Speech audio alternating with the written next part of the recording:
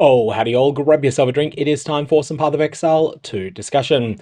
Today, we're going to be talking about the 0.30 roadmap that Grinding Gear Games put out. Now, this is not a roadmap for the entirety of the Third Edict expansion. This is a roadmap of the things they're wanting to change urgently. These are things Grinding Gear Games intend to get out this week. Now, sometimes they'll put out a post like this and then they'll actually drop the patch the same day. More often though, it'll be a couple of days down the line, and they're aiming for Friday at the latest on this. Now, if you're looking for the discussion of the mid-league nerf, it's about 19 minutes in when we talk about Whirling Slash, and there is an exact timestamp down in the description below, as well as all sorts of other chapter markers as well. I will just start by mentioning something that needs to be in this, and that is that there is a Strongbox duplication exploit. This is potentially really bad for the integrity of the Trade League, and it needs to be fixed probably before this 030A patch that's being hinted at here. I'm not going to provide reproduction information on this exploit, but I do think it's worth noting that this is something that more casual players are actually reasonably likely to accidentally do a couple of times, whereas power gamers are much less likely to discover this. That said, the people who do it 3, 4, 500 times, you know exactly who they are. This is something that's worth keeping in mind about it, because a lot of people are just going to think, oh, I was having a really hard time in this zone, but I got quite lucky there and I got a whole bunch of extra currency from Strongboxes. Felt like a bit of a miracle. That is not a case of someone that's going out of their way to exploit this, but it is possible to definitely exploit this as well. All this is to say that there needs to be hotfix 14 to deal with this before 020A goes live. There have been 13 hotfixes so far, but none of them felt individually high impact enough to warrant its own video. Let's go through some of the changes that they're planning to make in this new patch. I'm going to call it 030A. Grinding Gear Games might settle on a different name for it. So firstly, we have Rise of the Abyssal changes. Now, probably the most impactful thing here is that the Abyss monsters are going to gain their abilities over the Axe. They're not going to just spawn in Act 1 with all the abilities they have at endgame. Instead, they're going to slowly pick them up. But there's a number of other little changes as well. Abyss monsters, they can now be bound as Spectres. Vessel of Kulemak's teleport slam can no longer be avoided, and the damage it deals has been reduced. Improve the telegraphing for the Vessel of Kulemak's area-wide cleave. The cleave's also been made easier to dodge during the final part of the fight. Now, the area is overrun by the Abyssal Map modifier. This is one of the desecrate your maps in order to get this mods that you can get. This is now going to spread pits over a larger percentage of the area. So think of this as meaning less concentration of monsters and more consistency throughout the zone. The Strider of the Pit monster, its Spear Slam now has a global cooldown. So if you've got 4 of them at once, they're not going to be able to fire all of their spears at the exact same time. Instead, one of them can drop one, then it's going to be a little while until the next one can go off. They also stop tracking you with their Storm skill when you get sufficiently far away from them. Reduce the damage of the crystal wall that is used by Abyssal Stranglers. Now, this is one that I've gotten better at dodging now, but was very, very deadly early on. I certainly had a lot of deaths to that particular mechanic until I started paying more attention to it and proactively looking for it as well. Reduce the movement speed of the Shepherd of the Pit and reduce the damage that is dealt by their ground effect. I believe that these are the monsters that apply a ground effect that gives you corrupted blood. I could be wrong on that. One of the things Grinding Gear Games actively look for now is monsters that get an unexpectedly high number of kills of players, and those monsters end up generally getting nerfed. I think that's what's going on here. Improve the invulnerability visual effect for the Lightless Moray. Now, we'll have to come back to the Lightless Moray in a sec. It's got a couple other problems with it. The ignite chance and damage from its Shade Form explosion has also been reduced. So about that Lightless Moray, some monster modifiers kind of break when they're in conjunction with a tanky monster that can become invulnerable at various points. There's anything that grants life regeneration or anything that grants the monster a large percentage of its life as energy shield. These end up potentially being very, very, very busted on monsters that have temporary invulnerability. I think this is one of the interactions that should be watch listed and considered for changing. In Path of Exile 1, it was changed so that monsters that have some sort of invulnerability phase, they don't recover energy shield or life during that period. Now, we already mentioned this one. Abyssal monsters now introduce some of their skills over the first 3 acts, instead of being able to use all their skills immediately, and they have removed the motion blur effect that played when Abyssal Pits closed. Now, while we're talking about this motion blur effect that's playing, and I definitely agree with the decision to remove it, one thing I've noticed is that just because of the sheer number of monsters that are present in Abyss content, you end up in a situation where certain mechanics can cause pretty bad graphical degradation. That's been my experience. I think it might be worse if you're playing a more flashy and visually impressive skill. And now that I'm primarily using Firestorm, that is definitely one of those visually flashy effects. And the fact that I'm sometimes littering the screen with fireballs through the use of Mana Tempest and empowered fireballs, which then causes your fireballs to explode and chain multiple times, that definitely doesn't help either. You end up with a lot of monsters that are ignited, and it seems like when a lot of monsters are on the screen that are ignited at once, well, you end up with some graphical degradation from that. And I find myself often having to pause for a second or two during Abyss encounters just to let the game's rendering catch up to where the PC is. And I'm playing on a PC that substantially exceeds the minimum requirements for the game, and I've also turned down a number of graphics settings. So I do think there's some space for optimization there. We're not in some optimization crisis at the moment. There's other things I think are a higher priority, but I do think that just removing some of these additional effects is definitely the right call. Now, there's a number of other changes that are being made here, and the first one is an interesting one: one-time rare monsters that are found in the campaign. So when they're talking about one-time rare monsters, they're talking about ones that have some sort of minimap icon for them usually. You find an area, and it might not be the monster itself that's named there, sometimes it is, but more often it'll be some sort of point of interest that shows up on the overall act map. And then you'll see there, oh, there's a vulture pit or something like that. You'll then go to that vulture pit and surprise, you get attacked by a couple of specific rare monsters that have predetermined monster modifiers. So what happens when you tame those as a beast or a specter? Well, grinding gear games want you to have a bit of a search for correct specters or correct beasts for your build. As a result, those monsters are going to be nerfed when they're used as a specter or as a tamed beast. So this is Editing Gog dropping in with some more thoughts on this one. I actually think Grinding Gear Games' goals here aren't really to nerf any particular specters that exist at the moment. What this is about is preventing a situation where there's a guaranteed way to get a particular specter, and that specter in some future build ends up being the best that you can get, and if you miss out on it once, you can never get it again. One of those things where they don't want to have a situation where you've got to get this the first time through the campaign, otherwise you've permanently bricked your character.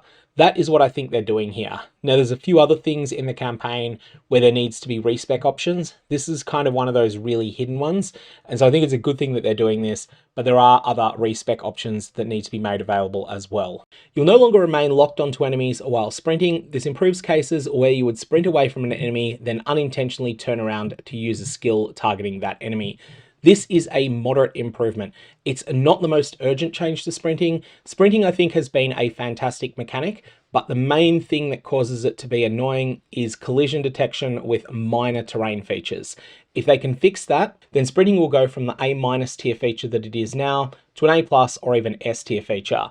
Ultimately, this is a very small improvement, but it's an improvement nonetheless. This is the sort of thing that takes an A- feature, improves it just slightly, but it still stays in A- tier rather than jumping up even to A flat, much less into A+. However, it is still perhaps 1/3 of a step in the right direction, and this is a feature that was already making the game feel quite a bit better than it did prior to 0.3.0. Right, so we've gone from a mechanic that I'm positive about that's getting a small step in the right direction to a mechanic that is absolutely terrible and that is only getting a tiny, tiny improvement. This is the Well of Souls. This is something we all knew was going to be bad before it went live. It went live and it's as bad as we all feared it would be. This is the new version of unveiling items. This is a mechanic that exists in Path of Exile 1, and in Path of Exile 1, the quality of life is there. Every time you want to unveil an item, you just right-click that item, and then you get to immediately choose which of the mods you want on it. In Path of Exile 2, you need to go through a load screen into the Well of Souls. You then need to traverse a small zone. Now, okay, this is a very small zone, so this is a very small part of the problem. Then you need to place the item that you've desecrated into a receptacle. Then you need to watch an animation that's amazing the first time, it's annoying the third time, and it is infuriating by the seventh, and it's only going to get worse from there. And then after that, you then need to go through another load screen to get back to where you actually want to be adventuring. Add to this that in my experience, the Well of Souls is one of the slower loading zones in the game, and you end up with a recipe for intense frustration that achieves nothing except for just forcing you to watch a story over and over again that's really cool the first time, and then ends up really, really not so cool the 27th time. I'm sure a lot of you can think of a favorite song. Now imagine that every time you wanted to watch a YouTube video, you had to watch a 12-second snippet of that favorite song. That is going to start getting very annoying very quickly. And the Well of Souls is exactly that, except it's longer than 12 seconds each time you do it, and the later that you get into endgame progression, the more often you need to go to this infuriating zone.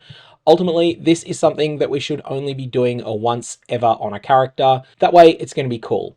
In Path of Exile 1, you don't have any of this rubbish. You just right-click an item, and you get to unveil it. In Path of Exile 2, we need exactly the same thing. These changes don't solve the problem. They just make the problem maybe 3 or 4% less bad than it was, but 97% of a problem is still a problem. Now, maps without a map boss no longer spawn a boss arena with only a rare monster pack. So basically, when a map does not roll a map boss, it's not going to have quite as empty a room as it does currently. Vendor windows will now remember any search text you've entered on a per NPC basis until you exit character selection. This was a big improvement that was made in Path of Exile 1. It's not actually always an improvement. It's one of those things that 90% of the time is better, 10% of the time it's slightly irritating but easily fixed. But when taken overall, it's just a better default setting than what existed before. This is one of those examples of quality of life features being shared between the two games, and it would be really nice to see this as well with the Well of Souls rather than the silly mechanic that we've got there. Let's get some of that Path of Exile 1 quality of life change brought there as well, shall we? Obligatory end rant at this point. Boss fights with two bosses should now correctly restart from the beginning when a player resurrects a checkpoint after killing just one boss. This is something that comes up a little bit with one of the interlude bosses. Very minor spoiler warning, jump forward 18 seconds or to the next chapter marker if you want to avoid any spoilers about what bosses that are present in the interludes. In the Quashik Vault, which is the Doriani's interlude, there's an end boss there that is two blood mages. It's very easy to kill one of them before the other one, and there were times where that would cause the fight to bug out, and only one of the bosses would respawn. Anyways, the intention is that if you fail a fight, you start the fight over again, and that's now going to be what happens instead. The Soul Siphoner monster modifier has been reworked. Now, the new version of this, the inner ring now reduces damage that is dealt. The outer ring reduces skill speed for each time you use a skill while standing in it. So this is going to incentivize you to jump between the two of them. Both rings deal physical damage over time. Previously, both rings prevented mana recovery, drained mana, and dealt lightning damage over time. So essentially, there's some pretty big changes here. There's a bit more counterplay, and the counterplay is complex. So ultimately, it's going to be up to you. Do you want to stand at point blank range and do less damage? Or do you want to stand at medium range and have nerfs to your skill speed that will build up over time? Or do you want to try to maintain long range, which is pretty difficult to do in Path of Exile 2 a lot of the time. But if you can pull it off, then you'll have no drawbacks at all. Forge Hammer no longer costs mana when used to recall the hammer, and other skills such as War Cries cannot empower that particular use. That feels like a bug fix. I haven't tried this skill yet, but that definitely feels like something that should always have been part of the skill. Doedre's Dark Design, triggered by the Doedre's Undoing support, now deals spell damage instead of secondary damage. Now this is the Lineage support in question. This is a cursed ground type effect. Supports cursed skills. Supported cursed skills create hazardous areas which explode when enemies enter them, cursing enemies and dealing chaos damage based upon your intelligence. So this is now going to be treated as spell damage rather than secondary damage, and that's going to change some of the options available for how you scale it. Generally speaking, I think this will be a buff in most cases. Add a missing duration and ground effect types to the His Foul Emergence skill to allow it to function with relevant support gems. Temporarily turned off a couple of rogue exiles that have been causing trouble. This is Tower the Ruthless, Ulfred the Afflicted, Drusian the Artillerist, and Doran the Deft. The Derelict Mansion map boss arena no longer requires finding a tome to open. The boss in this map will now be open if you die to the bosses after opening it once. The Raised Fields map no longer stops you from entering the boss arena after it's been started. The barrier outside the church in Erastus can no longer be broken early, so it seems like someone had found a little bit of a sequence break through Act 4 there, and that's now been patched. Improve the telegraphing of Yama the White's Future Sight skill. Next, warning! This discussion contains spoilers relating to one of the important bosses in the game, so if you want to avoid that, if you haven't finished Act 4 yet, then jump ahead to the next chapter mark down below, or about 30 or 40 seconds ahead. But increase the cooldown for some of Torvian Hand of the Saviour's skills. The projectile speed of the bouncing axe has been nerfed, and the amount of freeze buildup that Torvian causes when under the effects of the Twilight Order's sword buff has been reduced. This boss is absolutely fantastic. This boss has some really complicated mechanics going on, and ultimately it's one that I probably need to make a video about. It's not immediately clear what the gimmick is. You'll find that this boss ends up feeling like it's just absolutely on God mode, and that's because it's getting 3 buffs from outside sources. You can actually turn those off, or you can't turn them off, but the boss can be manipulated into turning them off. It's one of those really interesting fights, but ultimately this fight is also getting a few nerfs. This, I believe, was the hardest boss in the campaign. This and potentially the boss of the Doriani interlude. These were definitely ones that pulled no punches, and ultimately this is going to end up being something that's a little bit easier in the future. I don't think Torvian was intended to be the capstone of Act 4. I think that role was intended for the actual Act boss, but Torvian was definitely the hardest of the lot. And next we have a wave of minor changes to bosses. All of these are intended to just match Grinding Gear Games' original design for them, but some of them are going to make the bosses easier, some of them are going to make them harder. Let's go through them. The Scourge of the Skies Birdstorm ability can no longer be avoided. This boss is already pretty tough, so I'll have to find out whether that actually makes it really hard, or whether it's just a very small change to it. The Slam combo skill that is used by Kurtog, Lord of Kin, can no longer be avoided. Some of the skills that are used by the Great White One can no longer be avoided. The tracking of Asmadi, the Faradun Prince's triple lacerate skill is now more lenient. You can now use portals after defeating Siora, Blade of the Mist. This one was really confusing me. I was like, why am I unable to use a portal here? I'm no longer fighting a boss. Well, turns out that was a bug. Oswin the Dread Warden now removes all the debuffs he has applied to the player when he is slain. Reduce the likelihood of Treant Foul Spawns firing projectiles whilst walking. Reduce the damage of Quill Crab's Quill projectiles. Gee, those things have been surprisingly dangerous throughout the history of Path of Exile 2, haven't they? They feel like they get nerfed a lot. And the next section addresses a couple of cases where the game was lying to you. So, updated the description of life tap support. It's still going to do exactly what it did in 030 day 1, but it's now going to clarify correctly that it turns supported skills mana cost into a life cost entirely, rather than just being a percentage of it. World map icons for Tabna's Pillars and Navali's Rest are being updated so that they correctly describe the benefits they provide. Navali's Rest was definitely one that you could miss. It's something that grants you a permanent power buff, but the map was not telling you that. Corrected and simplified Meditate's description. This purely changes the description. There is no change to the way the skill works. Clarified the skill description for Infernal Cry to clarify that it only powers melee attacks. This was the way it was working. The game was just lying to you that it could empower other attacks. It never could, and now the game will tell you that. Thunderous Leap's description no longer inaccurately mentions that it is only capable of detonating spear skills. If you want to build an esoteric combo build that uses Thunderous Leap to detonate skills that have nothing to do with spears, you're more than welcome to do that. The game design will support that, but whether or not that build can succeed is an open question. Now, we have a section on bug fixes here. A lot of these are not particularly impactful, but some of them are. This one is probably the single most important. Fixed a bug where you are unable to dodge roll past enemies or while you are partially surrounded. I had noticed that I was getting body blocked a little bit more often than it felt in, I think 021 was after they had made the changes to body blocking, but I didn't have enough information on it to be certain that this was the case. I'd spoken to a couple of other people that were in the same boat. They were a little bit suspicious that maybe there'd been some changes made, maybe those early changes to the way that dodge roll worked had been reversed by something. Well, it looks like maybe they were, but that this was not intended, and as a result, dodge roll is back unnerfed, and whilst it is still possible to get surrounded to the point that you can't dodge roll out, it shouldn't be happening as often as it was. This is going to have a huge impact, especially when it comes to fighting against abyssal monsters, which tend to be extremely good. at surrounding you. Fixed a bug where Abyssal Pits in area always have rewards modifier was just not working. This is a huge change as well. This is something that only comes up once you start desecrating maps, but it'll be a big deal. Whirling Slash. It is time to talk about the second mid-league nerf of 0.3.0. This is a big one. This is probably bigger than the one that caught me off guard, which was the unannounced stealth nerf that took place to Fireball, where Fireball was given really good numbers in the patch notes, and then you go and play with the gem in the game, and you find out that the numbers are actually much lower than what was in the patch notes. So, let's talk about Whirling Slash. What's happening here? Old version, 0.3.0 day 1. If you could halve the time it takes to execute an attack with Whirling Slash, you would still traverse the same distance. Traverse the same distance in half the time, that means you've doubled your speed. That was not intended. What's happening is that your speed is going to be locked. Your travel distance will now decrease based upon your increased attack speed, which is equivalent to your decreased attack time. This is something that was clearly utterly broken. The way that Whirling Slash was working is the sort of thing that was definitely not working as intended, and ultimately this is one of those moments where grinding gear games had to make a decision.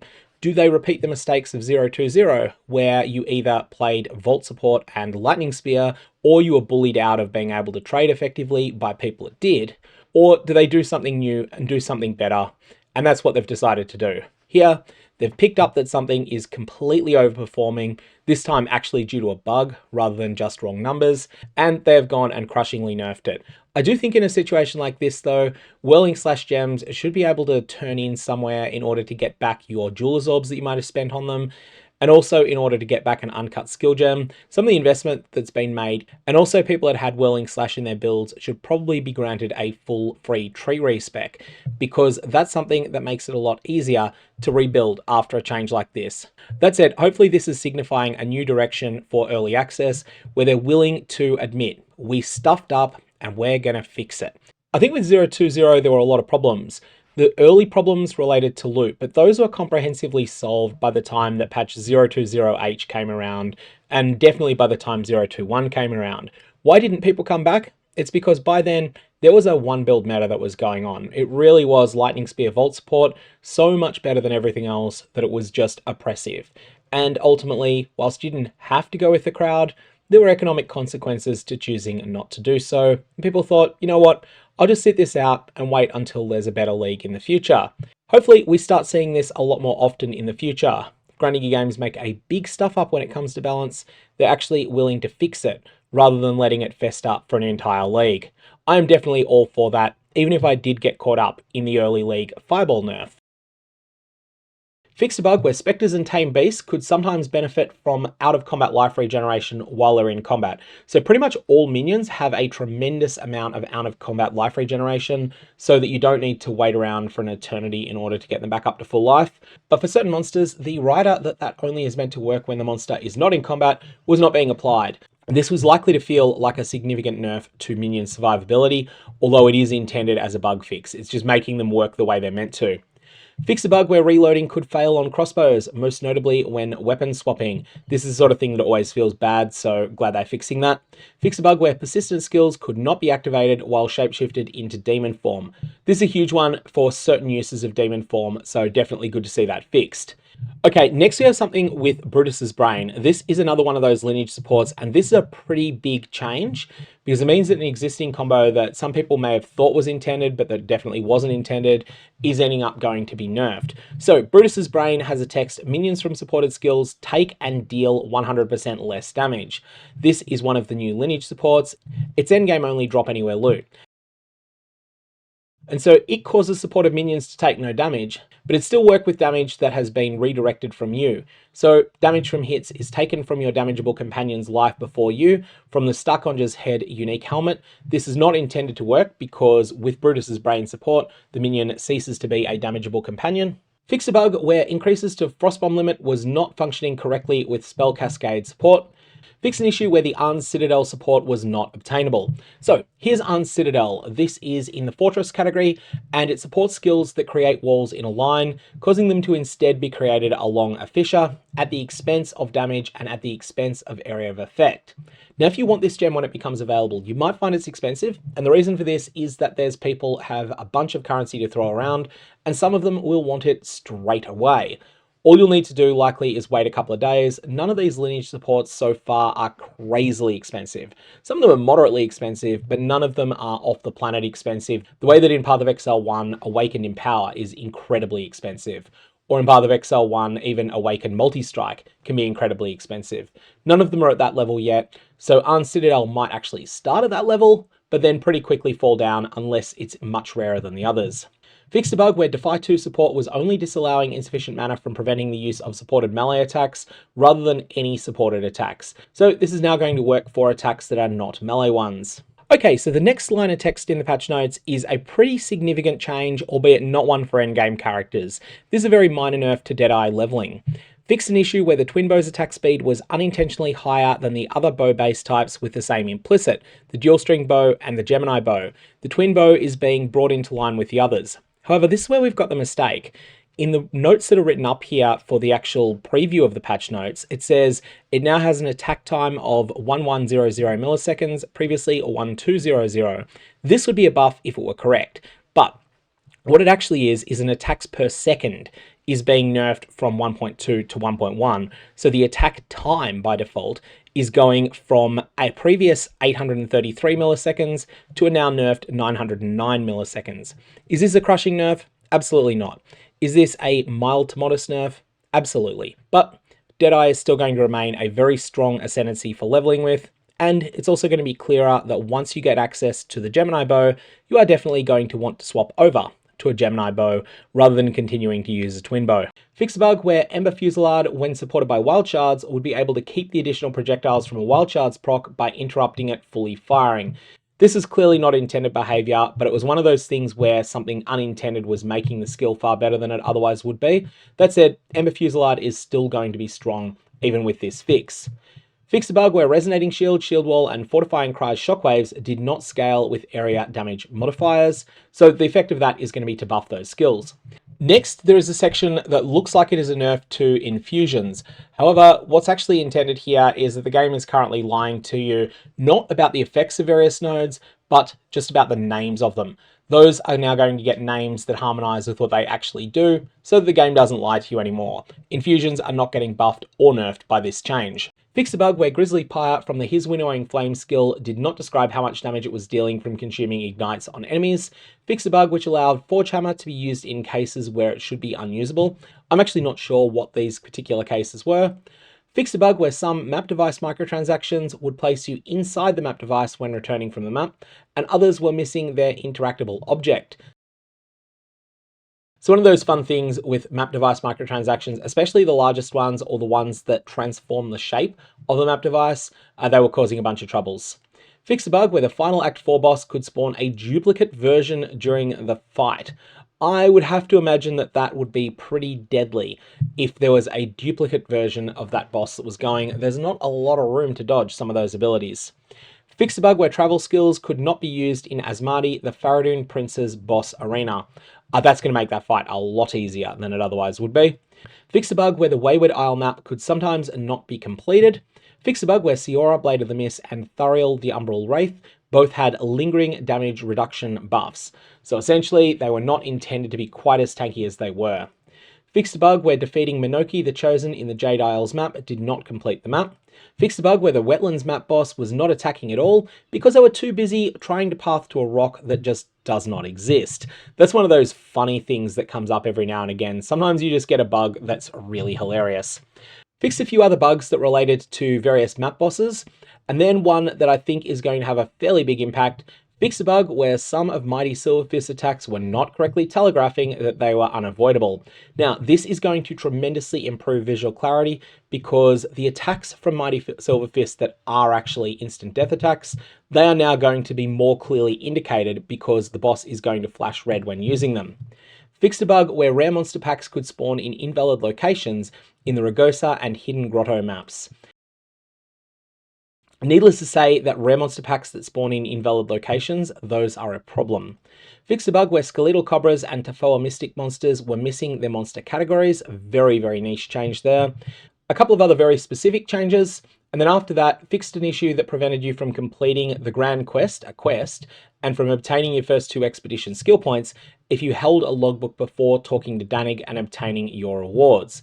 So this one is a really important bug to have fixed. It's not something that affects most players, but if you're someone that trades a bit, then this could have been really, really bad for you. After this, a number of really minor things, but one that perhaps stands out a little bit more. Unique items introduced in 030, the Third Edict, they could not be stored in the unique stash tab. That one's going to be fixed there. Also, fix a bug where the cutscene for entering endgame from the Interludes was no longer playing. This one, I wonder if people that have missed it are going to be able to see it on their existing characters or not. What I'd suggest to Grinding Gear Games that they do here is that they post that particular cutscene onto YouTube, but they do it as an unlisted video, and then they direct message a link to everyone that has made it into the endgame and completed at least one map, and then they'll be able to have a look at what that cutscene is. And of course, people will be able to then share that link, and it's not going to be something that's kept secret forever, but it would mean that people who want access to that cutscene and might have missed it, they'll be able to see it if they're interested, but it won't be spammed on everyone as an unwanted spoiler. A number of more minor changes, and then one that I think is actually pretty significant, but not really that significant quite yet. And this is fixed a bug where you could not filter using negative numbers in the in-game trade market. Now, the reason I say not so important yet is that there's a number of items that just not that many of exist yet. So Controlled Metamorphosis is one of these. There are others. This is an item that has very, very significant negative number ranges on it. And obviously the item is substantially better if those negative numbers are within certain ranges that are acceptable to your build. At the same time, there's also other numbers that matter on this, and that is the ring range in particular on this item. So this is one of those items where it's very good to have a tight degree of control. Maybe, for instance, you cannot use one where the elemental resistance's penalty exceeds 12%. And so you want to filter it to show only those that are negative 12 and more favorable than that. You look at those, but you're only interested if it is a medium to large ring, i.e. a size 5 ring.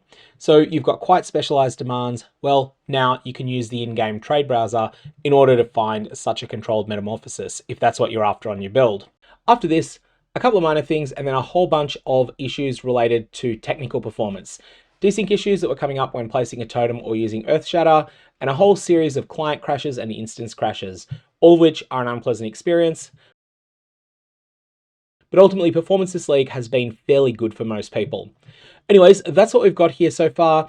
I'm going to leave it there. May avaiable have interesting results, and I assume that patch 030A, unless Grinding Gear Games are forced to delay it, probably be out this week sometime. That's what they're working towards at the moment. We expect to release it by the end of this week. So none of this is in-game yet, at least at the time I'm recording this video. Who knows about by the time you're watching it, but it should all be coming soon. May avaiable have interesting results, and if you know about the details of the Strongbox exploit, don't do it.